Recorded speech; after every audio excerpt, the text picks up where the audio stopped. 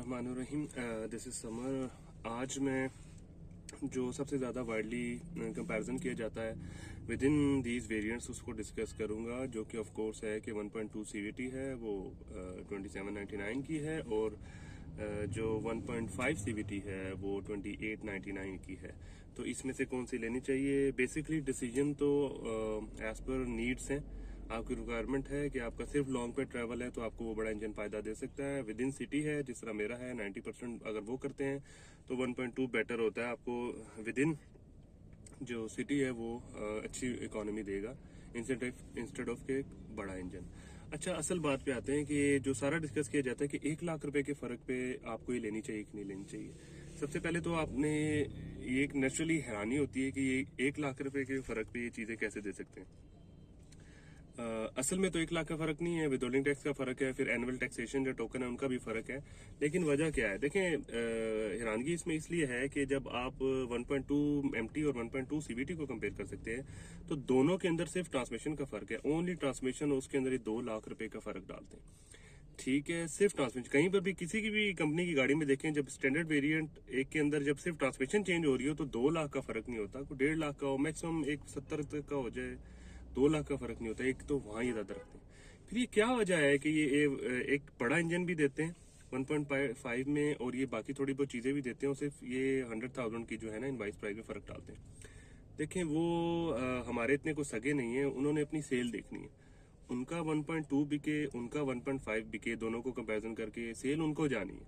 वजह क्या है? देखें, जब आप ये फिगर लेते हैं ना कि 2899, 2799, बंदा को कह रहा था यार यारिस ये वाली ले लो, इसके कंपेयर करता हो एज पर चॉइस। लेकिन जब आप 2899 करते हैं तो वहां पर जो 2899 में जब 1.5 सीवीटी का आप ये वाला वेरिएंट लेते हैं, जिसमें वो क्या कहते हैं जी, एक बड़ा engine, eco mode, shark fin antenna, chrome door handle, ये वाली वो चीजें देते हैं।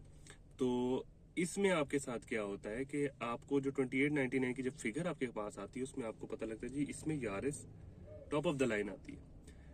टॉप ऑफ द लाइन गाड़ी टॉप ऑफ द लाइन होती है। देखिए, आप फीचर्स पे जाएंगे तो उसमें फीचर ज्यादा है।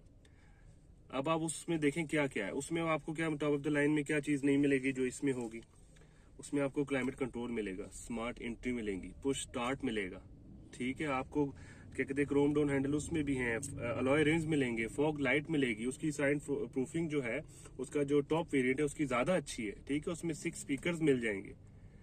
ठीक है, इसके अलावा जो है उसके अंदर जो है व्हीकल स्टेबिलिटी कंट्रोल है, हिल स्टार्ट असिस्ट है, ये वाली चीजें उसके top of the line variant में होगा। उसका जो मीटर है, वैसे सिटी का मीटर उनके जो नॉर्मल वेरिएंट्स हैं सारों से अच्छा है, लेकिन जो उसका टॉप ऑफ द लाइन का जो मीटर है यारिस का, वो इससे बेटर है इन अ वे कि जो उसकी जो इन्फॉर्मेशन डिस्प्ले है उसमें जो वैरायटी है वो इससे ज्यादा है।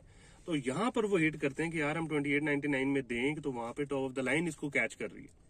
तो वहां पे इतनी लंबी जो चीजों की लिस्ट मिल जाती है तो वहां पर इनको मैच करना पड़ता है। तो ये 2899 में ये उसको दे रहे हैं।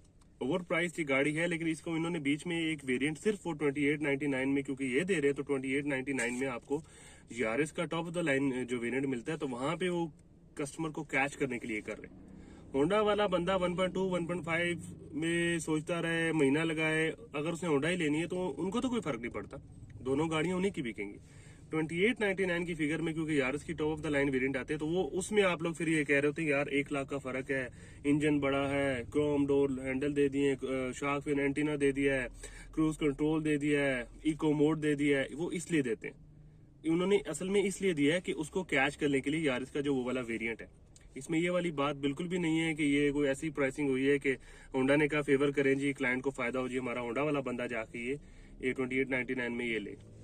गाड़ियां ये ओवर प्राइस्ड हैं, होंडा ने ओवर प्राइस रखी हैं। मैं पहले भी कह चुका हूं कि इंडस मोटर्स जो है उसको एटलस होंडा का जितना शुक्रिया अदा करें कम है कि उन्होंने ये जो प्राइसेस हैं वो हाई रखी हैं, क्योंकि अभी तो वो बंदा होंडा जिसने लेनी है वो तो लेगा ही लेगा। ठीक है, अदरवाइज जो बंदा जिसको एज ए सिर्फ जो यूटिलिटी के लिए गाड़ी चाहिए, जो मकसद है गाड़ी का ट्रैवलिंग और फीचर्स वगैरह, वो यारिस कम प्राइस में अवेलेबल हैं उसके पास। ठीक है, जिस तरह मैं हूँ वो मुझे वो बहुत, एक देखें दो चीजें, एक सब्जेक्टिव है एक ऑब्जेक्टिव। जो यारिस के अंदर दो ही मसले, लुक्स हैं वो सब्जेक्टिव है, किसी को कोई गाड़ी पसंद आती है, किसी को कोई पसंद आती है। ठीक है, किसी को यारिस अच्छी लगती है, किसी को सिटी अच्छी लगती है, ये सब्जेक्टिव है। लेकिन इन जनरल प्रिंसिपल उसका ऐसा है, उन्होंने इसकी शेप, उसको हाइट और छोटे टायर के साथ ऐसा बनाया कि वो थोड़ी अगली लुक देती है। ये भी सब्जेक्टिव है, कोई इसको खूबसूरत भी कह सकता है, लेकिन जो चीज अनडिनाएबल है, ऑब्जेक्टिव चीज, वो ये है कि वो कॉम्पैक्ट है, वो बहुत कॉम्पैक्ट है। ये आर्म रेस्ट की जो पोजीशन, ये वो अंदर से कॉम्पैक्ट है। वो इससे तो बहुत, मतलब इसके अंदर बैठे उसके अंदर बैठे बहुत फर्क देता है, लेकिन वो फीचर्स में गाड़ी अच्छी है। देखिए कुछ फीचर्स में ये आगे होगी। इन्होंने क्या किया जी, स्टैंडर्ड रिट्रैक्टेबल मिरर दे दिए, हाइट एडजस्टमेंट दे दी, ठीक है। अब उनके जो जो है सारे वेरिएंट्स हैं, उनमें स्टैंडर्ड क्या है, व्हीकल स्टेबिलिटी कंट्रोल है, ठीक है, व्हील असिस्ट वगैरह आपको पता ही है। तो जो लुक्स पे जाएगा, यानी कि यार इसमें हाइट एडजस्टमेंट हो, इसमें रिट्रैक्टेबल मिरर हो, इसमें ये आपको आगे ले जाएगी, ठीक है। और साथ ही इन्होंने मेरे ख्याल में डीआरएल भी स्टैंडर्ड दिया है सारों में, लेकिन वो नॉर्मल फंक्शन है, बहुत इंपॉर्टेंट फंक्शन नहीं है, लेकिन हिल स्टार्ट असिस्ट और स्टेबिलिटी कंट्रोल वगैरह सेफ्टी फीचर्स वाइज बेहतर है, ठीक है। लेकिन अगर किसी ने बंदे ने सिर्फ फीचर्स पे लेनी है तो यारिस फेयरली प्राइस्ड भी है और वो ले भी सकता है, ठीक है। वो फीचर्स पे जाएगा, उसको फीचर ज्यादा मिलेंगे। लेकिन जो असल आपकी हमारी मार्केट है, होंडा ने उसको सही पकड़ा है। हमारी मार्केट ये है कि गाड़ी की लुक अच्छी हो, अंदर से खुली हो, इसके अलावा वो कोई चीज, बस गियर लगता हो, चलती हो गाड़ी, ठीक है। वो लोग ये भी नहीं देखते ब्रेक वाला सिस्टम कौन सा है इसके अंदर, बस गाड़ी से उतर के जाए तो पीछे देखें तो गाड़ी अच्छी लग रही हो, इस चीज पे गाड़ी बिकती है। तो होंडा इस चीज पे कैच कर रहा है, ठीक है। अदर और बात है, इन्होंने काफी चीजें इंप्रूव की है, सस्पेंशन इंप्रूव की है, काफी ड्राइव अच्छी है इसकी, सीटें बहुत कंफर्टेबल बनाई हैं। लेकिन आप वही वाली बात है, जो असल इन दोनों का फर्क है 1.2 1.5 का, आप ये जो 2899 की आपकी फिगर आती है आपके जहन में, साथ ही यार इसकी top of the line variant 2899 में अवेलेबल होता है कम टाइम में। इन्होंने उसको कैच करने के लिए ये थोड़े फीचर्स ऐड करके सिर्फ 1 लाख रुपए के फर्क में दिए हैं, वरना ये इतने अच्छे नहीं। अगर इतने अच्छे होते तो मेरे ख्याल में ये 1.5 लाख रुपए कम पे, ये खास तौर पे 1.2 के जो वेरिएंट है उनको नीचे देना चाहिए था। अगर उन्होंने लिखा है कि हमने आप स्पेशली डिजाइन फॉर यू, इसकी टैग लाइन है 1.2 की, लेकिन उन्होंने स्पेशली डिजाइन फॉर यू की, लेकिन प्राइसिंग भी अपने हिसाब से डिजाइन की है, वो ओवर प्राइस्ड है।